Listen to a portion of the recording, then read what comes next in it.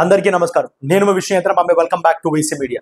ముందుగా అందరికీ తెలంగాణ ఆవిర్భావ దినోత్సవ శుభాకాంక్షలు.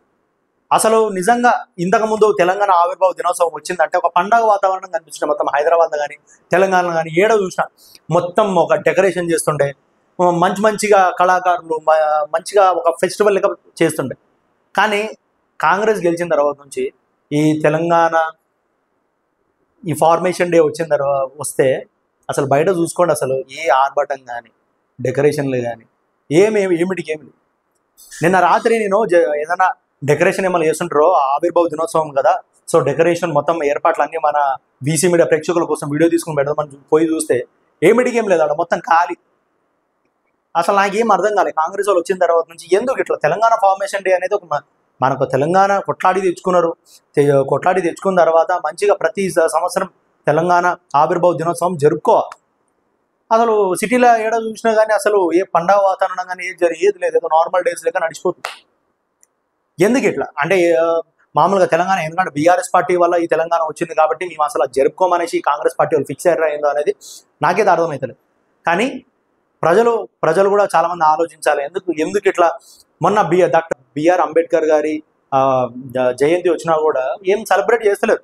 అంత పెద్ద విగ్రహం బీఆర్ఎస్ పార్టీ పాలన ఉన్నప్పుడు అంత పెద్ద విగ్రహం ప్రతిష్టాపన చేస్తే ఇప్పుడు దాకా అసలు దాని మీద ఏదో నిజం గేట్లే చేశారు. టూరిజం సంబంధించింది కూడా అక్కడ గేట్లే చేసి లోపలికి పోనిస్తలేరు ఎవరిని. ఎందుకు మళ్ళీ ఇది ఎందుకు నాకు అది అర్థమవుతలేదు. అంటే వాళ్ళు చేస్తారు కొన్ని మంచి పనులు చేస్తారు, కొన్ని హామీలు ఇచ్చారు. ఇప్పుడు వాళ్ళు గవర్నమెంట్కి వచ్చే ముందు ఎలక్షన్లో చాలా హామీలు ఇచ్చారు, 6 గ్యారెంటీలు ఇచ్చారు. ఫ్రీ బస్ అన్నారు, ఫ్రీ బస్ పెట్టారు, ఓకే, అన్నబాట నిలబెట్టుకున్నారు. తర్వాత కరెంటు ఫ్రీ అన్నారు. కరెంటు ఫ్రీ సార్, నేను ఏంటంటే కొంతమంది రేవంత్ రెడ్డి గారికి తర్వాత చాలా మంది గవర్నమెంట్ అఫీషియల్స్కి చెప్పాలనుకుంది ఏంటంటే ప్రతి ఒక్కరికి ఈ పథకం అనేది అందుతలేదు. అంటే దీనివల్ల ప్రాబ్లం ఏంది అనేది సో మీకే తెలవాలి. ఎందుకంటే చాలా మంది అప్లికేషన్ చేసుకోవాలి అంటే 1,00,000 మందిలో 10,000 మందికి మాత్రమే ఈ గృహజ్యోతి పథకం అనేది అందుతుంది. సో మిగతా వాళ్ళకి అందట్లేదు. సో దానివల్ల మీ ప్రభుత్వం మీద వ్యతిరేకత చాలా పెరుగుతుంది. ఇది మీరు ఎందుకంటే చూసుకోవాలి. ఎందుకంటే వచ్చే 10,000 మందికి ఆ 10,000 మంది మాత్రమే సాటిస్ఫై ఉన్నారు, మిగతా 90,000 మంది నెగిటివ్ ఉన్నారు మీ పాలన మీద. అది ఆలోచించండి. సో ప్రతి ఒక్కరికి ఎందుకు అందట్లేదు, మిగతా 90,000 మందికి ఈ గృహజ్యోతి పథకం అనేది ఎందుకు అందట్లేదు అనేది దీని మీద కొంచెం కసరత్తు చేసి వాళ్ళకు కూడా ఆ 90,000 మందికి కూడా ఈ గృహజ్యోతి పథకం అందేటట్టు చేయాలని మా వీసీఎంల నుంచి కోరుకుంటాం. తర్వాత ఇంకోటి ఏంటంటే ప్రతి నెల మహిళలకు 2,500 ఇస్తామని చెప్పారు. 2,500 ఏమీ లేదు. తర్వాత కళ్యాణ లక్ష్మి అసలు ఇస్తారా? తులం బంగారం ఇస్తామన్నారు. తులం బంగారం ఇస్తారా? కళ్యాణ లక్ష్మి ఇస్తారా? అసలు ఏమిటి ఏం ఇస్తలేరు. తర్వాత రైతు బంధు, రైతు భరోసా, ఓకే, రైతు బంధు ఏంటంటే కొంతమందికి అందనే కొంతమందికి అందలేదు అంటారు. తర్వాత ఇంకా స్కూల్ చదివే కాలేజ్ వాళ్ళకు స్కూటీ అన్నారు, ల్యాప్టాప్ అన్నారు, ఇంకా ఎన్నెన్నో పథకాలు అనేది పెట్టారు. కానీ నడుస్తున్నాయి మాత్రం కొన్ని. తర్వాత గ్యాస్ 500కి అన్నారు. గ్యాస్ కూడా మీరు ప్రతి ఒక్క సర్వే చేస్తే ఇప్పుడు మీరు మామూలుగా కాంగ్రెస్ పాలన చేసే వాళ్ళకు ప్రతి ఒక్కరికి జస్ట్ నా ఒక క్వశ్చన్, ఒక్కసారి మీరు బయట ఒకసారి సర్వేలు చేస్తారు కదా, అట్లా సర్వేల దగ్గరికి పోయి ఒక్కసారి ఇప్పుడు మీ గ్యాస్ 500కి వస్తుందా, తర్వాత కరెంటు బిల్లు మీకు ఫ్రీ వస్తుందా, 200 యూనిట్ల వరకే 200 యూనిట్ల వరకే నేను చెప్పేది. సో మీ ఇంటికి ఈ 6 గ్యారెంటీలు మీ ఇంటి దాకా అందుతున్నాయా అనేది ఒక సర్వే చేయండి, మీకే తెలుస్తుంది. అంటే లోపం ఇక్కడుందా అక్కడుందా అనేది మనకు తెలియదు. ఎందుకంటే నేను అదేంటది శ్రీ రామదాసు సినిమాలో నాగార్జున ఒక సీన్ ఉంది. రాజు దగ్గర ఒక పెద్ద ఐస్ ఇది వస్తే అది అన్ని మంత్రులు మా ఎమ్మెల్యేలు అన్ని మారి జనాల చేతికి వచ్చేదాకా అది మొత్తం కరిగిపోతున్నాడు. ఆ ఒక సీన్ చూసిన. సో అట్లా ఇక్కడ ఏమైనా జరుగుతుందా అంటే ప్రతి ఒక్క పథకం అక్కడ సీఎం గారి నుంచి విడుదలైన ఇక్కడ ఎవరైనా ఇది చేస్తుర్రా అనేది పాయింట్. కాబట్టి ప్రతి ఒక్క ప్రజలకు ఇది అందుతుందా లేదా చూసుకునే బాధ్యత కూడా గవర్నమెంట్ మీద ఉంది. గవర్నమెంట్ ఈ పథకాల గురించి కూడా చూడాలి.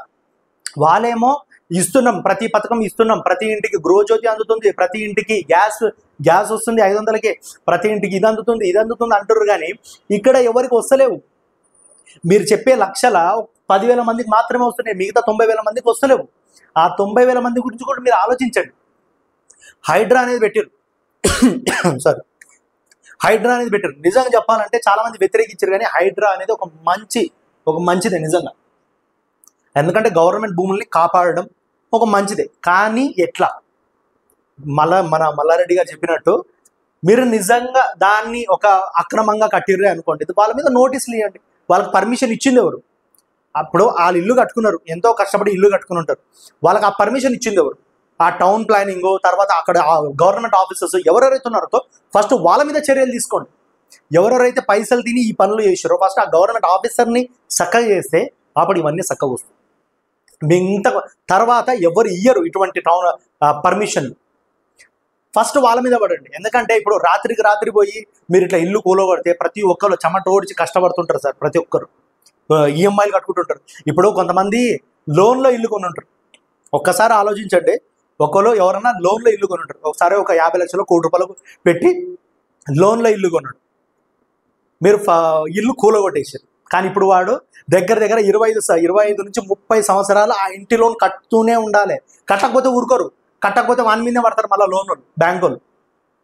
కానీ కట్టాల్సిందే కదా. కానీ ఆడ ఇల్లు లేదు, కట్టిన ఇల్లు లేదు, కానీ లోన్ మాత్రం కట్టాల్సిందే.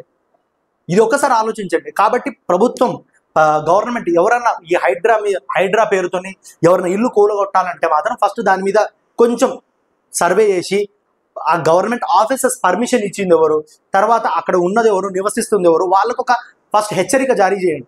సో ఇట్లుంది, మీరు ఒక అక్రమంగా ఉంటారు కాబట్టి మీ ఇల్లు ఈ టైంలో కూల్చివేయబడుతుంది అనేది వాళ్ళకు ఒక టైం ఇస్తే వాళ్ళకు కూడా ఏం చేసుకోవాలనే ఒక ఆలోచన వస్తుంది. మీరు రాత్రిపోయి ఇట్లా కూలగొట్టేస్తే బతుకులు రోడ్డు మీద పడతాయి. కాబట్టి మా వీసీ నుంచి కోరేది ఒకటే, ఏం చేసినా కొంచెం ప్రజలకు తర్వాత కొంచెం ఒక నోటిఫికేషన్ ఇచ్చి వాళ్ళకు ఒక నోటిఫై చేస్తే బాగుంటుంది అనేసి మా వీసీ నుంచి కోరుకుంటున్నాం.